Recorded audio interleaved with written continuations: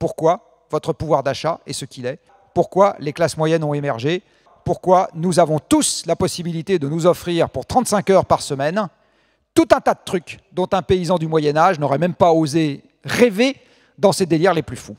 Jean-Marc Jancovici va vous expliquer. Déjà, ça va nous coûter à tous beaucoup plus cher qu'on ne pense, mais je suis très heureux de vous accueillir ici. 1 litre d'essence contient 10 kWh de chaleur.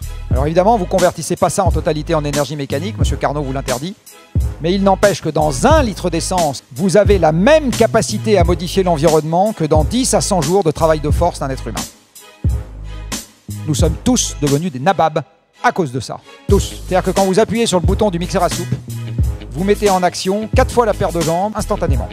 Donc vous appuyez sur le bouton de l'aspirateur, il y a 10 fois les jambes de monsieur qui se mettent en action. Eh bien, quand vous montez sur un tracteur, vous avez 600 fois les jambes de monsieur qui se mettent en action.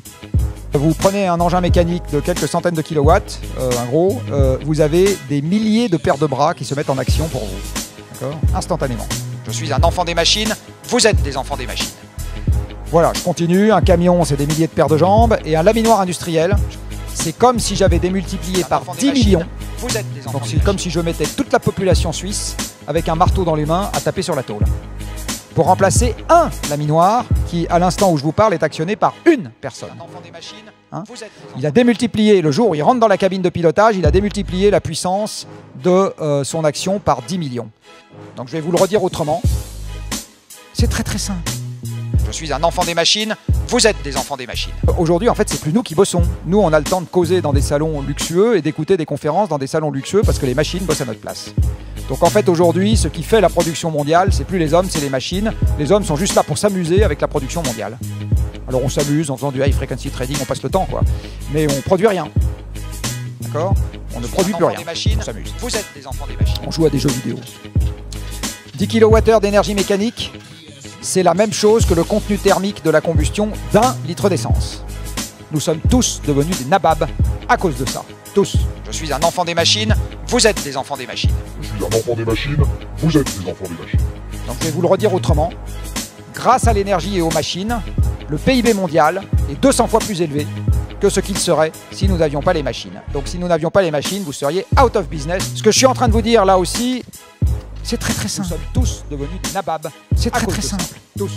Comment voulez-vous faire croître structurellement à long terme n'importe quoi sur une planète qui faisait 13 000 km de diamètre il y a 2 siècles, qui en fera toujours 13 000 dans 2 siècles, et qui fera toujours 13 000 km de diamètre dans 1 milliard d'années? Je suis un enfant des machines, vous êtes des enfants des machines. Est-ce que vous voulez faire croire structurellement à long terme?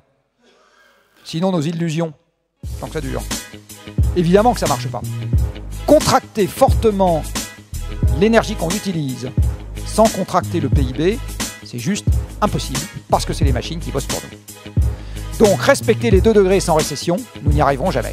Alors la bonne nouvelle, c'est que si on ne respecte pas les 2 degrés, on aura une récession de toute façon, parce que l'environnement nous pètera entre les doigts. C'est très très simple. La production mondiale de pétrole conventionnel, c'est-à-dire tout ce qui ne vient pas du shale oil, le pétrole de schiste américain, et des sables bitumineux au Canada, est passée par un maximum absolu en 2008 et diminue depuis. C'est très très simple. Donc le meilleur indicateur avancé de ce que sera l'économie de demain, c'est pas les analystes qui sont faites par les macroéconomistes ou je sais pas quoi, c'est la quantité de pétrole qui sort du sol. Or, depuis le Covid, il ne vous aura pas échappé que la quantité de pétrole qui sort du sol a beaucoup baissé. Donc je peux vous dire que l'économie mondiale va être beaucoup déprimée pour un moment.